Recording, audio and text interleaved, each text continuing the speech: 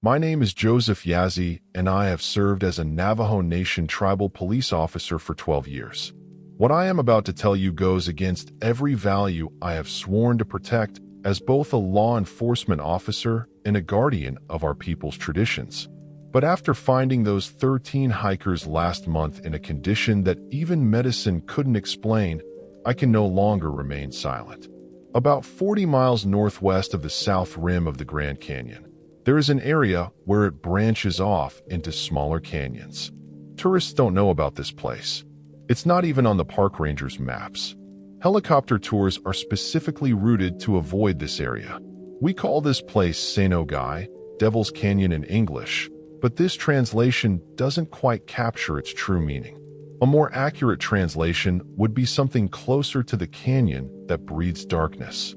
If you're watching this from Arizona, Phoenix, Tucson, or Flagstaff, you've probably passed the unmarked dirt road leading there dozens of times without realizing it. State Route 64, mile marker 287.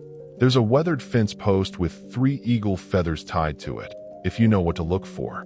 My people have been marking that spot for generations, not as a guide, but as a warning.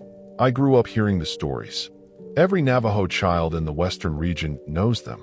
Stories about the canyon where water flows upward during certain moon phases, where the rocks sing in harmonies that human voices can't produce. Where time moves differently.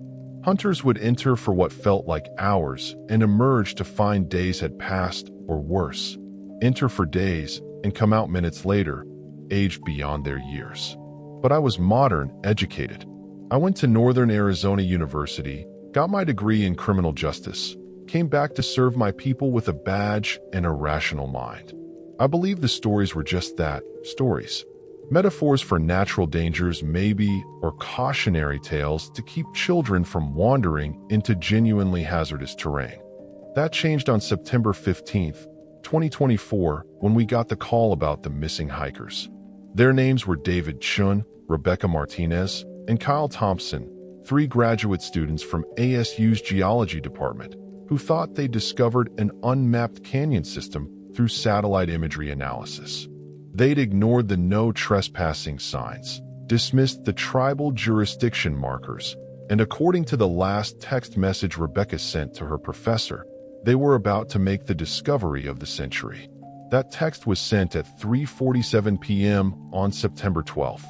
By the time their professor reported them missing on September 14th, their rental SUV had been sitting at the canyon's edge for 2 full days, doors open, engines still running until it ran out of gas.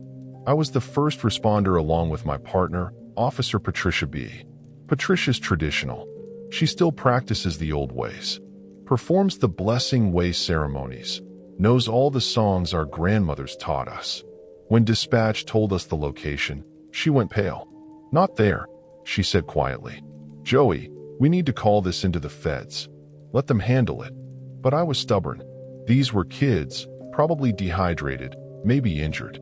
Every hour mattered in the desert, especially in September when the temperature still breaks 100 degrees by noon. We drove out in silence. Patricia clutching the medicine bundle she always keeps in her duty bag. The road deteriorated from asphalt to gravel to dirt and finally to barely visible tire tracks through the desert scrub. The closer we got, the more wrong everything felt. The usual desert sounds, the buzz of insects, the calls of ravens, the rustle of lizards in the brush, all faded away until there was nothing but the sound of our engine and the whisper of a wind that seemed to come from nowhere and everywhere at once. The SUV was exactly where dispatch said it would be, parked at the rim of a canyon that shouldn't exist.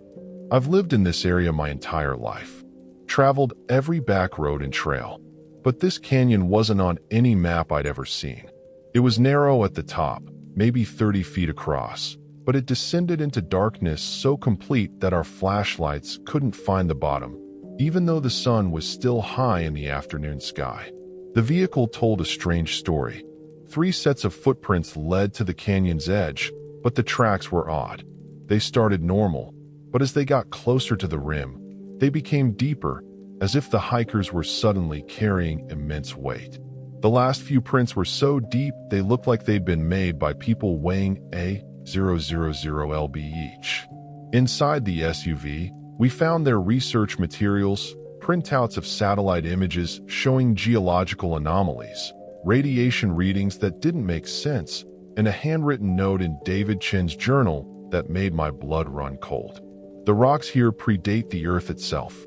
Isotope analysis suggests they're older than the solar system. How is this possible? Patricia was examining something at the canyon's edge when she called me over.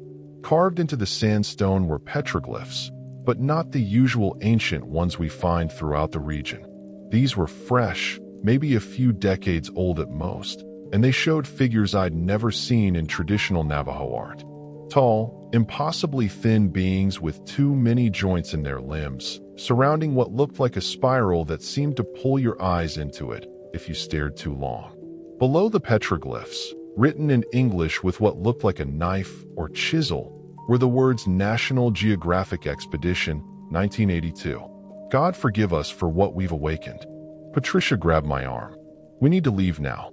But I had to know more. I pulled out my phone to photograph the inscription, and that's when I noticed something impossible. My phone showed the date as September 18th. We'd lost 3 days in the 10 minutes we'd been examining the scene. Joey. Patricia's voice was urgent. She was backing away from the canyon, her hand on her service weapon. Look at the shadows.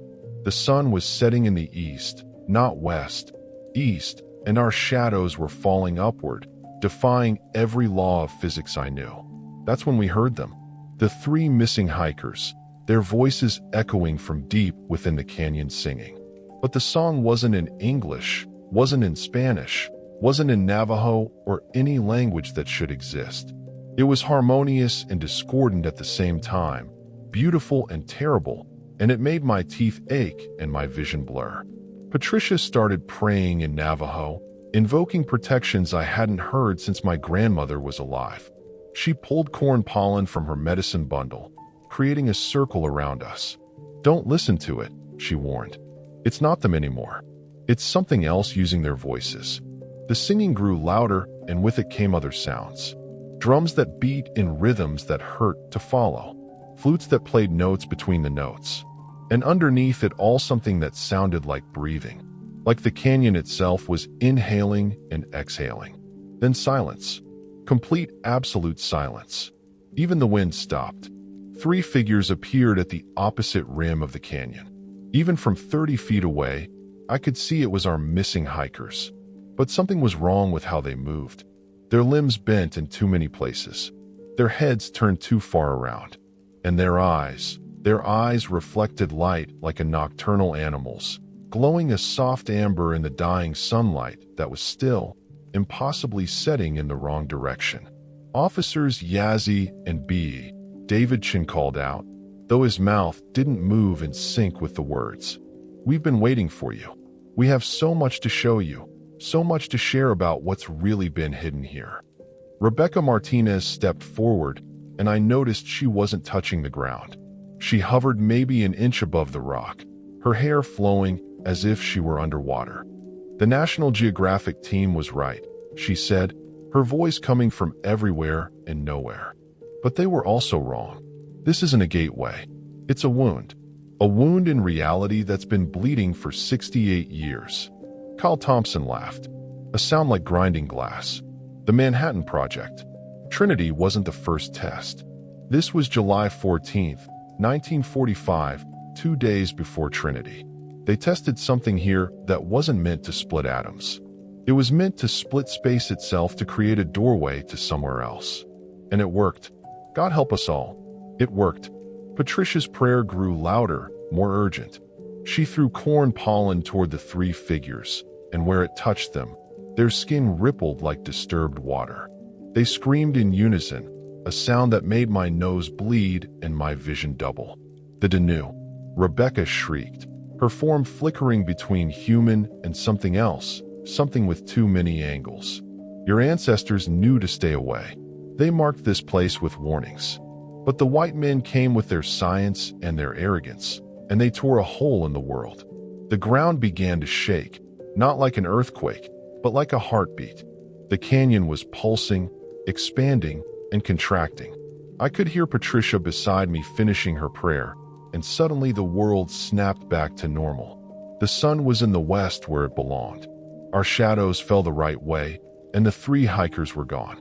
But in the sand at our feet, written in what looked like volcanic glass that hadn't been there before, was a message. We're still here. We're all still here. Everyone who's ever entered the canyon is still here, waiting, watching, becoming something new. Patricia and I ran. We got in our vehicle and drove faster than was safe on that dirt road, not stopping until we reached the highway. It was only then that I looked at my phone again. September 15th, 4:23 p.m. We'd been at the canyon for less than an hour, but my body felt like I'd been awake for days. We filed our report, but within 6 hours, federal agents had arrived. Not FBI, not Park Service. Men and women in black suits with no identifying badges who thanked us for our service and told us that the matter was now classified under the Atomic Energy Act of 1946.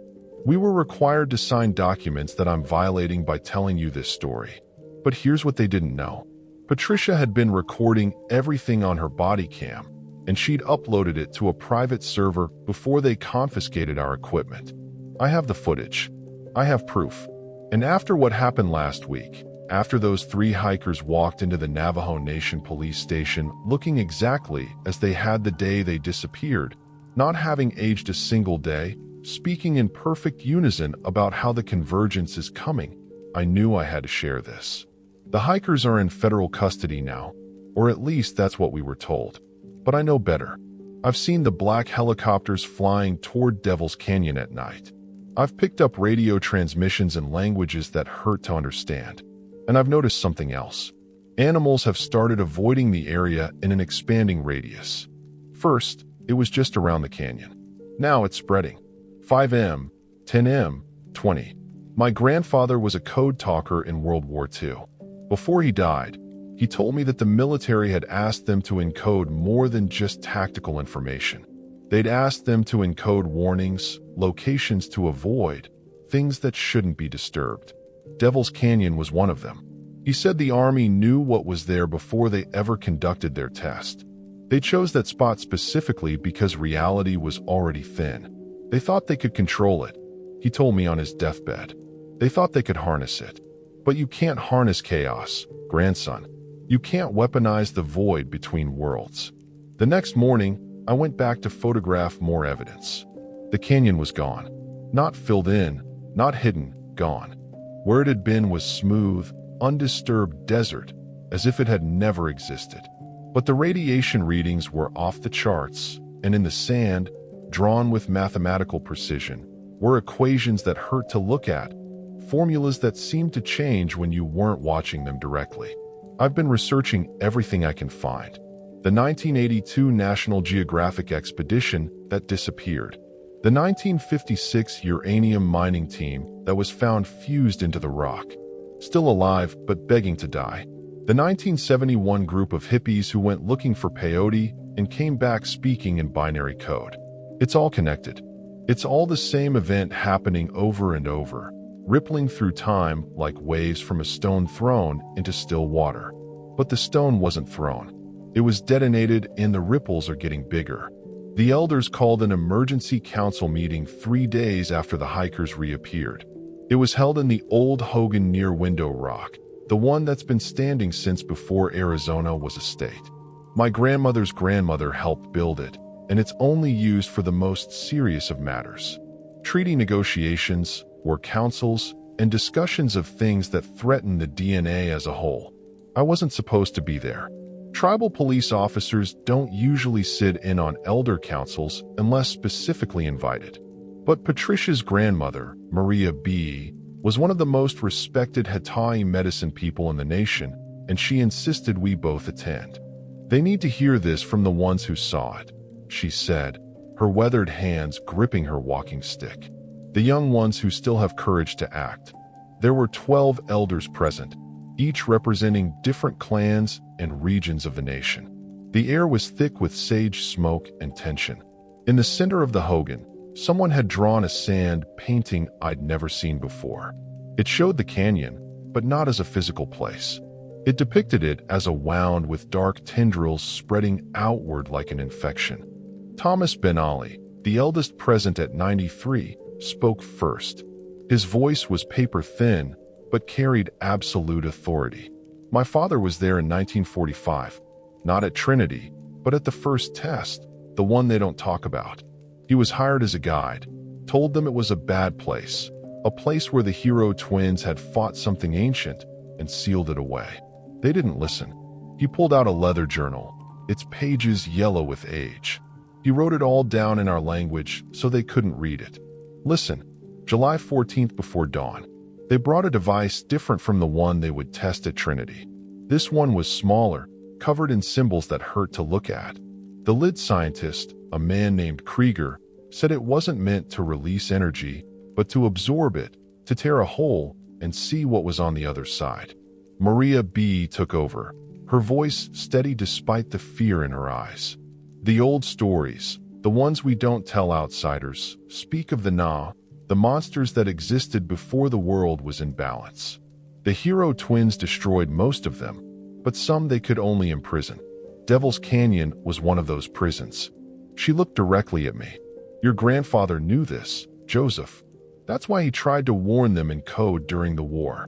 But they thought he was talking about enemy positions, not about what lay beneath our own land. Patricia spoke up, something unusual for someone so young in such a gathering. The three hikers, when they came to the station, they weren't right. Their temperatures were all exactly 98.6 degrees. Their heartbeats were perfectly synchronized. And when we tried to separate them for individual questioning, they all said the exact same words at the exact same time. We are one now. We are many. We are the space between spaces. Elder Susan so leaned forward. Show them the video, child. Patricia looked at me, then pulled out her phone. She'd managed to download the body cam footage before the feds wiped our servers. The elders watched in silence as the scene at the canyon played out. The backward sunset, the floating hikers, the message in the volcanic glass. When it finished, Thomas Ben Ali was crying. It's worse than we thought. They didn't just open a door, they broke the seal, and now it's spreading. He had us follow him to a back room where ancient artifacts were stored. From a locked chest, he pulled out a map made on deer skin, probably 200 years old. It showed the Southwest, but not as modern Crafty would represent it. Instead, it marked places of power, places of danger, and migration routes of things that weren't quite human. Devil's Canyon was marked with a symbol that looked like a spiral collapsing in on itself. But what chilled me were the other markings. Thin red lines spreading out from the canyon like veins connecting to other sites across Arizona, New Mexico, Colorado, and Utah. This map was made by my grandmother's grandmother, Thomas explained. She was a dreamer, could see things others couldn't. She saw this coming. Look, he pointed to dates written in a mixture of Navajo and Spanish along the red lines. 1945, 1956, 1971, 1982, 1997, 2010, 2024. Every time someone disturbs the canyon, the infection spreads. The boundaries weaken. What happens when all the lines connect? I asked, though I was afraid of the answer. Then the prison opens completely. Maria said quietly, and what's been contained since the fourth world began will be free in the fifth. That night, Patricia and I were assigned to patrol the area around Devil's Canyon, or where it should have been. The official story was we were looking for traces of the missing hikers, but we both knew better. We were making sure nobody else went near the site. Around midnight, our radio erupted with static, then cleared to reveal a transmission that shouldn't have been possible. It was in Navajo, but ancient Navajo, the ceremonial language that few people still knew. Patricia translated, her face growing paler with each word. The sleepers wake. The stone that holds reality cracks. 79 years of erosion and the dam will break. Those who open the way will become the way. Those who witnessed will become the testimony. Then in perfect English, a voice I recognized as David Chun said, "Officer Yazzie, We need to talk.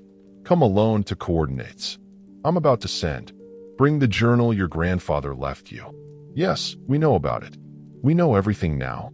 The coordinates appeared on my phone as a text from an unknown number. They led to a spot about 3 miles from where the canyon had been, a place where 3 large rocks formed a natural shelter. Patricia tried to stop me, but I had to go. My grandfather's journal, which I'd hidden since his death, supposedly contained information about the 1945 test that even the government didn't have. I arrived at the rocks at 1 a.m. The 3 hikers were there, but also not there. They flickered in and out of existence like a badly tuned television. Sometimes solid, sometimes transparent, sometimes something in between. When they were transparent, I could see through them to something else. A vast city of impossible architecture, buildings that grew like organic things, streets that folded back on themselves, and in the center, a massive spiral structure that pulsed with dark energy. Joseph, they said in unison, their voices harmonizing in ways that made my ears bleed. You need to understand what really happened here. Not the story the government tells, not even the story your elders know. The truth. David Chin stepped forward. Or rather, the thing wearing his shape did. In 1945, the Manhattan Project scientists discovered something in the equations. A frequency, a resonance that could tear holes in spacing. But they needed a specific location to test it. Somewhere, the boundaries were already weak.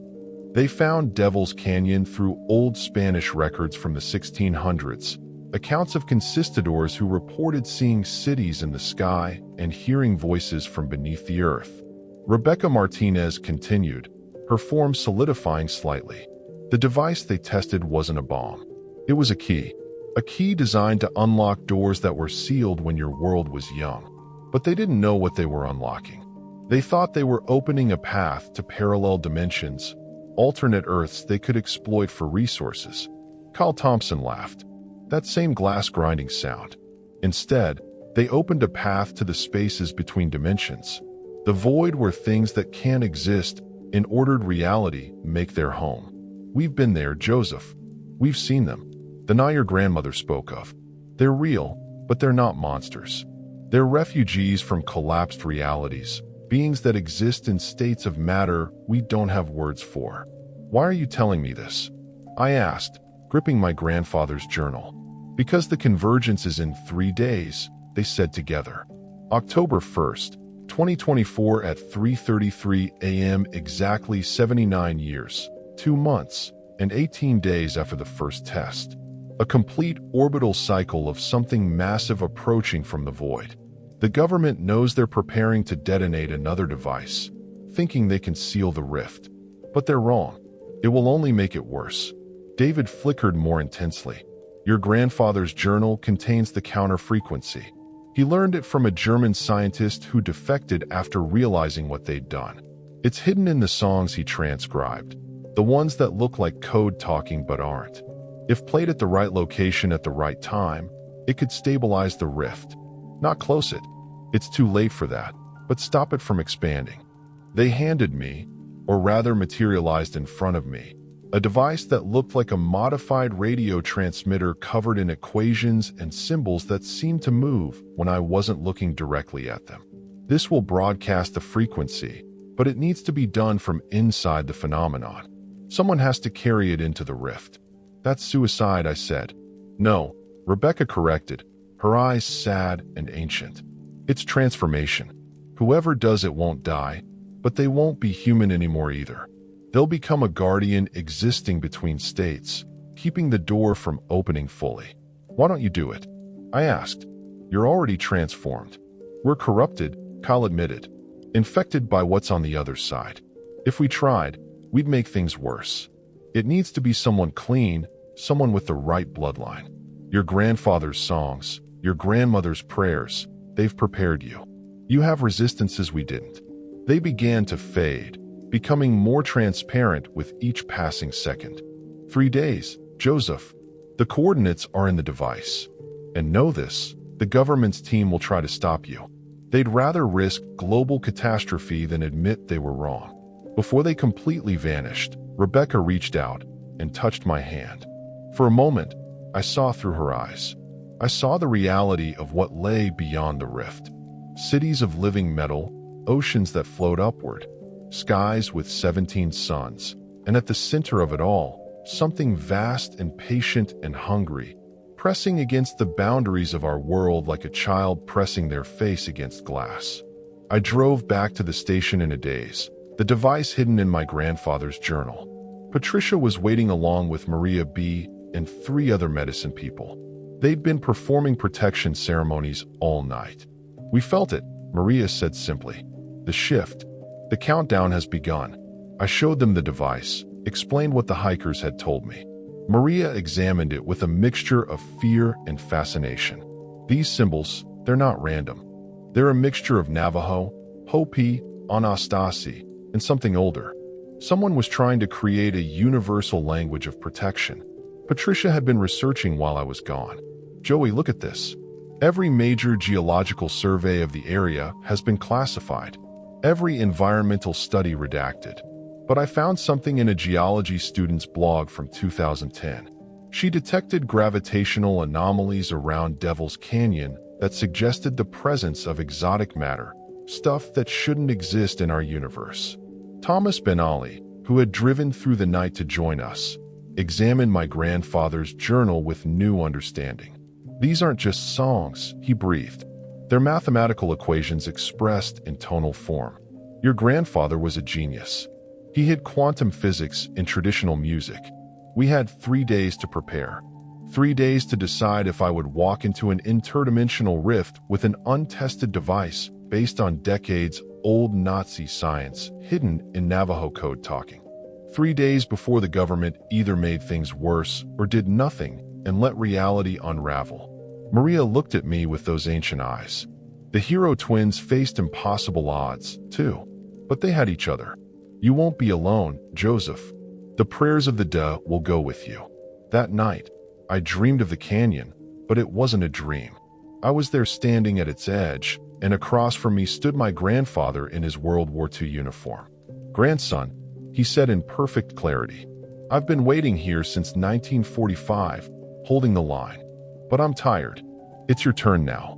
Behind him, I could see them. Hundreds of figures, maybe thousands. Every person who'd ever entered Devil's Canyon and never returned.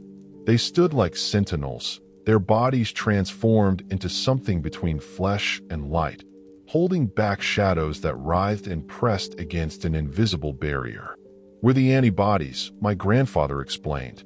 "When they opened the rift, some of us were changed into defenders. But we're failing. Each time someone disturbs the site, we grow weaker. The 3 who just returned, they broke through our line. More will follow unless the frequency is restored." "How do I know the device will work?" I asked. He smiled sadly. "You don't. But the alternative is certain. In 3 days, without intervention, the rift will expand beyond our ability to contain it. First, Arizona will change. Then the world. Reality will become negotiable. Physics will become suggestions, and humanity, as you know, it will cease to exist." When I woke, there was sand in my bed. Red sand from Devil's Canyon. And on my arm, burned into the skin like a brand, were coordinates and a time. 33 degrees 14 minutes 39.5 seconds north, 112 degrees 55 minutes 48.2 seconds west, October 1st, 3:33 a.m. The federal response came faster than expected. By noon on September 29th, 2 days before the convergence, the entire region around Devil's Canyon had been declared a national security zone. Military checkpoints appeared on every road. Apache helicopters circled overhead, and anyone within 50 miles was being evacuated under the pretense of a chemical spill. But Patricia and I knew better. Through her contacts in Phoenix, she'd learned that something called Project Cauterize had been activated, a black-budget operation that had been on standby since the 1950s, designed to handle what they termed ontological breaches. We were in the police station when Agent Sarah Winters walked in. She wasn't military, wasn't FBI, wasn't anything with a recognizable badge. She wore a black suit that seemed to absorb light, and when she moved, reality seemed to lag slightly behind her, like she was always a fraction of a second out of sync with the world. "Officers Yazzie and B," she said, her voice carrying harmonics that shouldn't exist. "We need to discuss your recent contact with the anomalous entities." I played dumb. "I don't know what you're talking about." We filed our report. "The missing hikers were found and transferred to federal custody." She smiled, and for a moment I saw too many teeth. "Joseph, we know about the device. We know about your grandfather's journal. We know about the frequency. What you don't know is that we've been managing this situation for 79 years. Every solution has been tried, every frequency tested. Nothing works. Then why try to stop us?" Patricia demanded. "Because Agent Winter said, sitting down with movements that were just slightly too fluid. What you're planning to do won't close the rift. It will stabilize it, yes, but in doing so, it will make the merger permanent. The two realities will be locked together forever. We prefer a clean break. Either our reality survives intact, or it doesn't. No half measures." She pulled out a tablet and showed us classified footage from 1945, the original test. I watched in horror as the device activated, reality twisted, and something vast and impossible began pushing through from the other side. But what struck me most were the people in the footage. Some of them weren't entirely human even then. Dr. Kager, the lead scientist, was the first to be affected, Winters explained.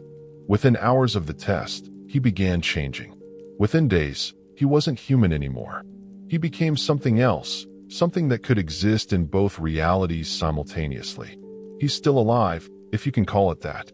He's what I am now, a hybrid tasked with monitoring and containing the situation. Her face flickered, and for a moment I saw what she really looked like. A geometric impossibility of angles and light, beautiful and terrible, existing in more dimensions than my mind could process. "Every person who gets too close to the truth changes," she continued. "Your three hikers, the National Geographic team, the uranium miners, they're all part of the containment now, whether they wanted to be or not. And in 48 hours when we detonate the new device, they'll all cease to exist." "A mercy, really? You're talking about genocide," Patricia said, her hand moving to her service weapon. "I'm talking about survival," Winters replied. "There are currently 2,847 changed individuals connected to the Devil's Canyon anomaly. They exist in a state between life and death, between here and there. When we cauterize the rift, they'll finally be at peace." "And if it doesn't work?" I asked. "If your bomb just makes things worse," she stood, her form solidifying into something almost human. "Then we implement Protocol 7, nuclear sterilization of the entire Southwest. Better to lose 3 states than the whole planet." After she left, Patricia and I sat in stunned silence. Maria B. entered with several other elders, having heard everything through the thin walls. "She's lying," Maria said firmly. "Not about everything, but about the most important part. The frequency in your grandfather's journal won't make the merger permanent. It will create a barrier, a membrane between worlds. They'll be able to coexist without contaminating each other." Thomas Ben-Ali nodded. "The hero twins didn't destroy all the monsters because destruction isn't always the answer. Sometimes you must learn to live with danger, to manage it, to maintain the balance. This is what your grandfather understood." That night, we made our preparations. The elders performed a protection ceremony over me that lasted 4 hours, painting my skin with symbols that seemed to glow with their own light. They gave me a medicine bundle containing items from every clan: turquoise for protection, corn pollen for blessing, obsidian for cutting through illusions, and white shell for clarity. Patricia had been busy too. She'd hacked into the military's communication system and learned their exact timeline. The cauterized device would be detonated at 3 a.m. on October 1st, 33 minutes before the convergence point. We had a narrow window to act. At midnight, I set out alone despite everyone's protests. The device was strapped to my back, my grandfather's journal in my pack, and the medicine bundle around my neck. But I wasn't really alone. In the darkness, I could see them, the spirits of all the code talkers who had died walking beside me, their mouths moving in constant prayer. The military perimeter was extensive, but they were looking for conventional threats. They didn't expect someone who had been blessed by the old ways, who could move through shadows like smoke. The symbols on my skin seemed to bend light around me, making me difficult to see or remember. I reached the site where Devil's Canyon should have been at 2:30 a.m. The area was crawling with military personnel, all focused on a massive device that looked like a mechanical spider made of black metal and pulsing cables. At its center was a sphere that contained something that hurt to perceive, a piece of folded space, trapped and weaponized. Agent Winters was there supervising the final preparations, but so were others like her, hybrids who flickered between human and something else. They moved through the soldiers like ghosts, adjusting equipment, taking readings, preparing for an event that would either save or damn us all. At 2:45 a.m., the ground began to change. Where the canyon had been, reality started to thin. I could see through the earth to something beneath. Not rock or magma, but architecture. Vast structures of living geometry, cities that breathed, technologies that were also organisms. The other reality was pressing against ours like water against a dam. I activated the device the hikers had given me. It hummed to life, displaying equations that rearranged themselves constantly, adapting to the changing conditions. My grandfather's journal fell open to a specific page, not code talking, but musical notation, a song I remembered him humming when I was a child. I began to sing. The effect was immediate. Every hybrid in the area turned toward me, their faces showing expressions of recognition, horror, and hope in equal measure. Agent Winters started running toward me, her form shifting rapidly between states. "Stop," she screamed, her voice fracturing into multiple harmonics. "You don't know what you're doing. The frequency, it's not a barrier. It's an invitation. It's calling them here." But I couldn't stop. The song had taken hold of me, flowing through me like electricity. The symbols on my skin began to glow brighter, and I could feel myself changing, becoming something more than human, but not quite other.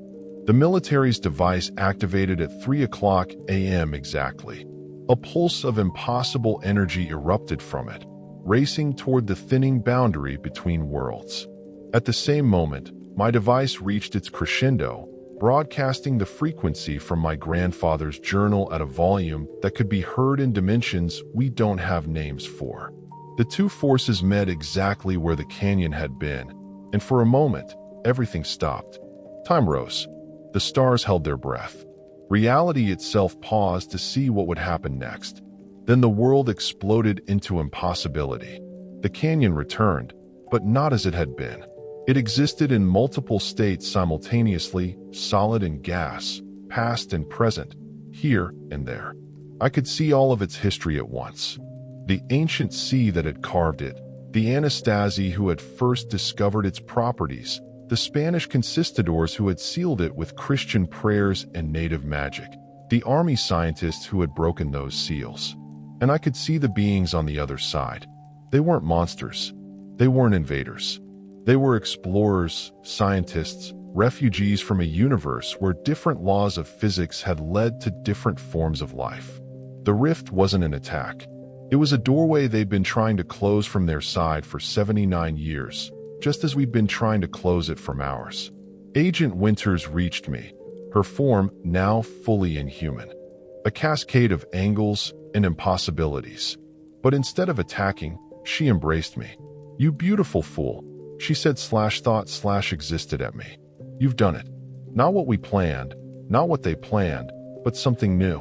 You've created a stable paradox, a door that simultaneously opened and closed." The convergence hit at 3:33 a.m. Reality didn't end. It didn't merge. It did something unprecedented. It learned. The two universes, instead of destroying each other, began to communicate. The frequency from my grandfather's journal wasn't a barrier or an invitation. It was a translation key, a Rosetta Stone for realities that had been trying to understand each other since 1945. Through the canyon, which now existed as a kind of dimensional embassy, beings from both sides could meet safely, exchange information, learn from each other without contaminating their respective realities. The changed individuals, the hybrids like Agent Winters and the three hikers, became interpreters existing in both states simultaneously. But the transformation came with a cost. I could feel myself changing, my human consciousness expanding to accommodate perceptions and concepts that Joseph Yazzie was never meant to understand. I was becoming one of them, a bridge between worlds. Patricia appeared at my side, having somehow made it through the military perimeter. She grabbed my hand, anchoring me to humanity, even as I drifted towards something else. "Stay with me, Joey," she pleaded. "Remember who you are. Remember why you did this." Behind her came the elders, led by Maria B. They formed a circle around us, chanting in Navajo, creating a bubble of human reality in the midst of cosmic chaos. And in that moment, I had a choice.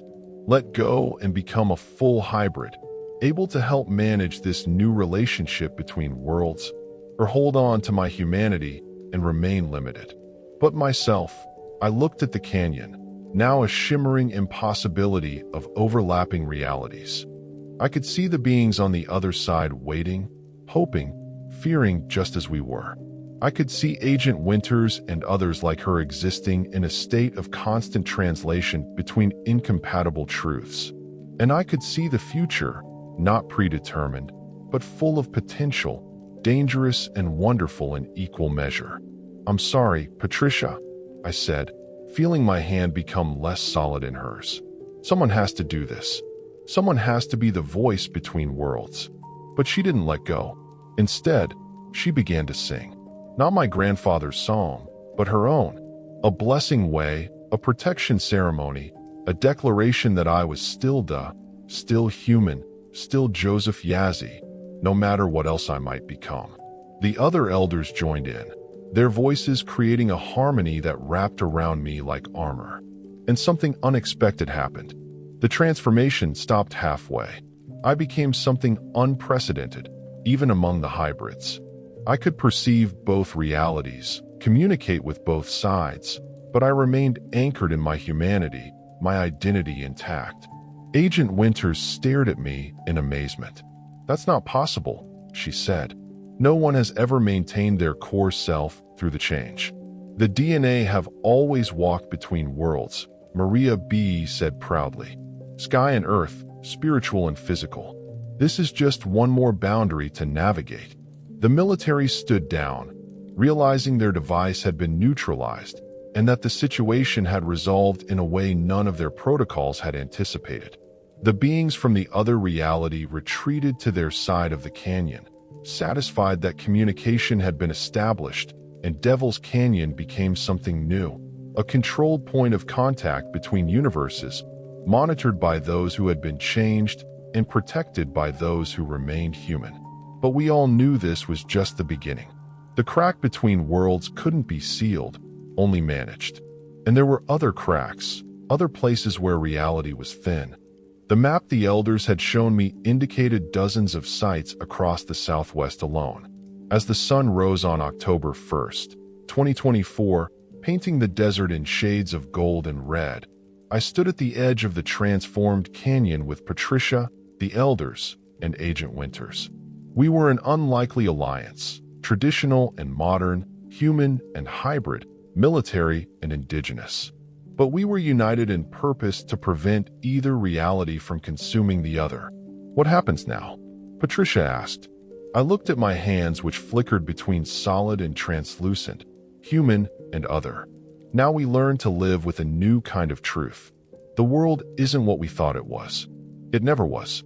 But maybe that's not a catastrophe. Maybe it's an opportunity. Agent Winters nodded, her form stabilizing into something almost human. The government will want to control this, classify it, weaponize it. But they can't. Not anymore. Too many people have been changed. Too many witnesses exist. The secret is out. Not out. Maria B. corrected. Transformed like Joseph. The truth exists, but it exists in a way that protects itself. Those who aren't ready to understand simply won't see it. The canyon will be invisible to most. Just another piece of restricted federal land. But for those who need to know, who are called to be guardians, it will reveal itself. 3 months have passed since the convergence. If you're watching this, it means the containment protocols have failed or the truth has become too large to hide. Either way, you need to know what's really happening in the American Southwest and why your reality might feel less stable than it used to. I'm still Joseph Yazzie, still technically a Navajo Nation tribal police officer, though my duties have expanded far beyond writing traffic tickets and breaking up bar fights. I'm what Agent Winters calls a membrane walker, someone who exists primarily in our reality, but can perceive and interact with the others that press against it. Devil's Canyon is no longer hidden. Oh, it's still invisible to most people. Their minds simply refuse to process what they're seeing, replacing it with empty desert or impassable terrain. But for those who are sensitive, those who are changing, it's become a beacon. They come from across the world, drawn by dreams of impossible cities and harmonies that human throats can't produce. We've had to establish a formal screening process. Patricia leads it, having developed a test that determines someone's ontological flexibility, their ability to witness and survive contact with alternate realities without losing their sanity or their humanity. About 1 in 10,000 people have the potential. Of those, maybe 1 in 100 can actually handle the truth.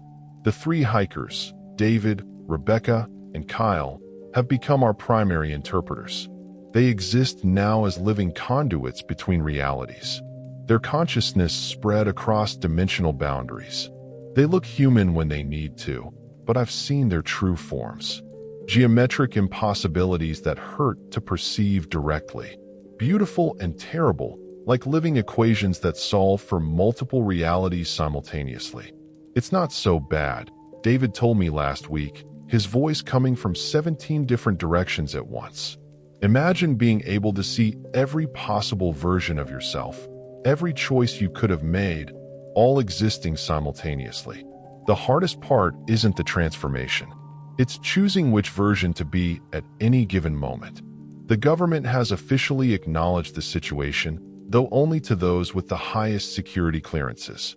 Project Cauterize has been replaced with Project Membrane, focused not on destroying the rifts, but on managing them. Agent Winters, whose real name I've learned is Dr. Sarah Winters Krieger, descendant of the scientist who conducted the first test, heads the initiative.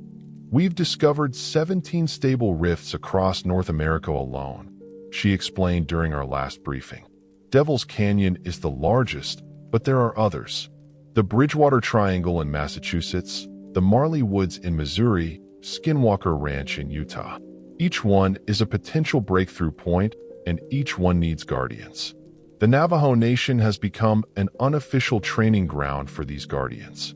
The elders led by Maria B. and Thomas Benelli have developed a curriculum that combines traditional spiritual practices with quantum physics, ancient songs with mathematical proofs. They teach people how to maintain their identity while experiencing infinite realities, how to be bridges without losing themselves in the crossing. But not everyone is happy with the new reality. There are groups, some religious, some scientific, some governmental, who want to return to the old paradigm.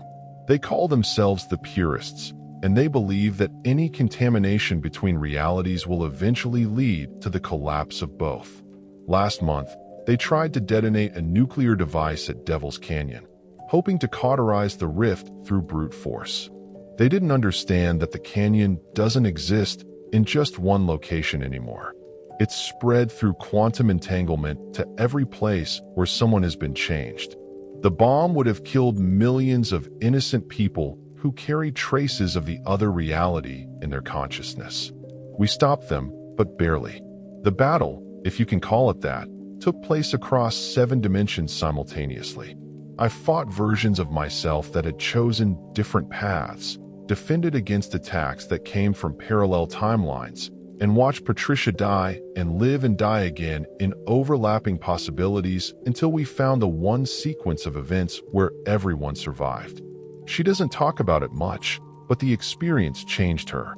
She can see probability streams now, the likely outcomes of any action spreading out like branches of an infinite tree. It's made her the best tactical officer we have, but it's also made her sadder. When you can see every possible future, she told me, you also see all the ones where things go wrong. Every happy ending is shadowed by 1,000 tragedies. The beings from the other reality have been patient with us, more patient than we probably deserve. They call themselves the synthesists, not their real name, but the closest translation our languages can manage. They're not invaders or conquerors. They're survivors of a universe where the laws of physics evolved differently, where consciousness and matter are more fluid, more interchangeable. Through the canyon, we've established a kind of cultural exchange. They teach us about technologies that are also philosophies, show us how to build structures that exist in multiple dimensions simultaneously, help us understand that reality is more negotiable than we ever imagined. In return, we offer them something they lost long ago: stability, causality, the simple pleasure of existing in just one state at a time. But there have been costs. The children born near the rifts are different. They see colors that don't exist, hear music and mathematical equations, dream of places that won't be discovered for another 1,000 years. My sister's daughter, only 3 years old, builds toys that violate the conservation of energy, creates drawings that move when you're not looking at them, and sometimes speaks in languages that won't be invented until humanity evolves past the need for vocal cords. They're not sick, Dr. Winters assures us. They're adapted. Evolution doesn't wait for permission. These children are humanity's response to a universe that's become larger and stranger than we ever imagined. The military has tried to weaponize the rifts. Of course, they always do. They've sent soldiers through, hoping to establish bases in other realities to claim resources from worlds where different evolutionary paths led to different technologies. Most don't come back. Those who do are changed in ways that make them useless as soldiers. It's hard to follow orders when you've seen the infinite ways those orders could play out. When you've experienced the fundamental arbitrariness of any single chain of command. There was an incident last week that the news won't report. A passenger plane flew too close to Devil's Canyon during a reality fluctuation. For 17 minutes, the 247 people on board existed in 3 realities simultaneously. When they landed, each passenger remembered a different flight. Some recalled turbulence that never happened. Others remembered conversations with people who weren't on the plane. A few insisted they'd seen cities in the clouds, whole civilizations existing in the spaces between seconds. The airline is calling it mass hysteria. We know better. Those people have been touched by the truth, and their lives will never be quite the same. They'll dream of impossible things, create art that doesn't follow the rules, have children who see the world from angles that shouldn't exist. The change is spreading, slow but inevitable, like ink through water. I've been back to the canyon every day since the convergence. It's my job now, my calling, my curse, to stand at the boundary and translate between worlds that were never meant to communicate. Each time I go, I lose a little more of my original self and gain something impossible to describe. I'm becoming like the canyon itself, a paradox, a stable impossibility, a door that's simultaneously open and closed. My grandfather visits me there sometimes. Not as ghost. Ghosts are simple compared to what he's become. He exists now as a pattern in the quantum foam, a protector spirit that's also a mathematical equation, a song that holds reality together at the seams. He tells me stories of the code talkers who've transcended death to become living encryption, consciousness that exists as pure information, protecting both realities from mutual annihilation. You did good, grandson, he says in words that are also wind, also light, also the space between atoms. You found the third option, the path between destruction and surrender. But the work isn't done. It's never done. Balance must be maintained. Every moment, every breath, every heartbeat. He's right. The rifts are multiplying, not just here, but globally.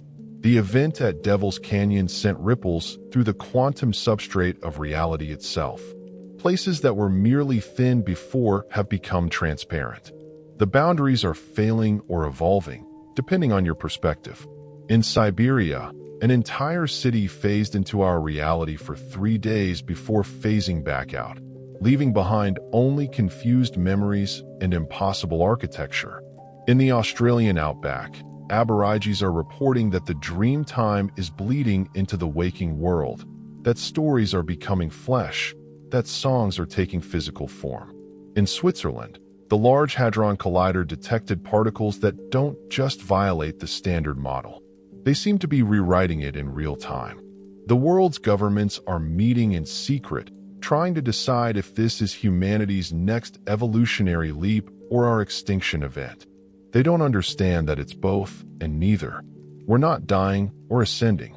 We're adapting to a universe that's infinitely stranger and more alive than we ever imagined. Patricia thinks we have maybe 5 years before the changes become undeniable to everyone.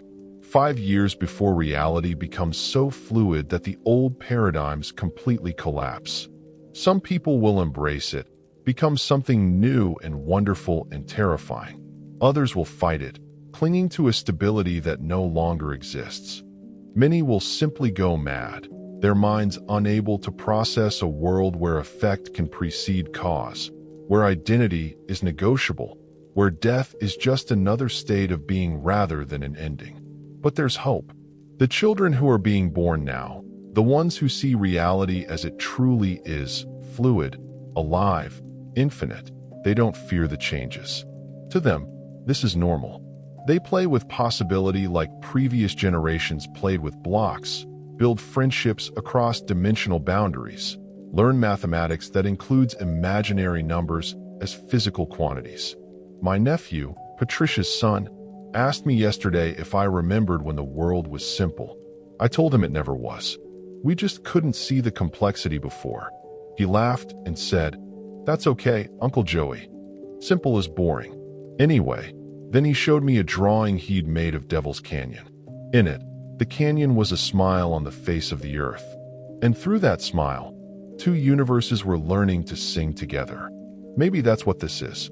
Not an invasion or a merger, but a conversation, a dialogue between realities that have been shouting at each other across the void since the Big Bang, finally able to hear each other's voices.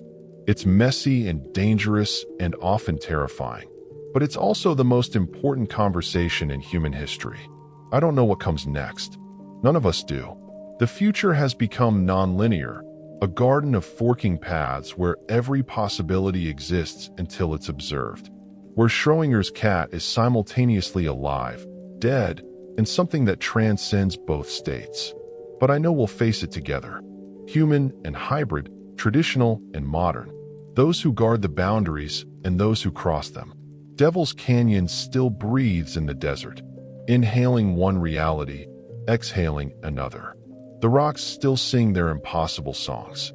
Water still flows upward during certain moon phases. And somewhere between realities, in a place that exists and doesn't exist, my grandfather and all the other guardians hold the line, keeping the worlds in balance, ensuring that the conversation continues without either voice overwhelming the other. If you've made it this far in my story, if you haven't dismissed it as the ravings of a madman or the plot of a science fiction novel, then you're probably one of us. One of the sensitive ones, one of the changing. And if that's the case, I have a message for you. Don't be afraid. The world is not ending. It's not beginning. It's doing something else entirely. Something we don't have a word for yet. You might see things that shouldn't exist. You might dream of places that won't be discovered for centuries. You might find yourself changing in ways that terrify and exhilarate you in equal measure. This is normal now. This is evolution. This is humanity's next chapter. And if you ever find yourself near the Southwest, near a stretch of desert that seems to shimmer with possibility, near a place where the maps lie and the compasses spin, know that you're welcome. Devil's Canyon is waiting for you, as it's been waiting since 1945, as it waited before humans walked the earth, as it will wait long after we've become something unrecognizable. The door is open. The bridge is built. The conversation has begun. All you have to do is listen, and maybe if you're very brave or very foolish, speak back. Yeah, in beauty, it has begun. In beauty, it is finished. In beauty, it walks between worlds. This is Joseph Yazzie, membrane walker, bridge keeper, translator of impossibilities. Signing off from Devil's Canyon, Arizona, where reality is just a suggestion and the only constant is change. If the government comes looking for me after this broadcast, tell them I've gone where they can't follow, not because I've disappeared, but because I exist in too many places at once for any single authority to claim jurisdiction. The old world is ending. The new world is beginning. And in between, in the spaces that were never supposed to exist, we're building something that transcends both. Welcome to the future. It's weirder than you think.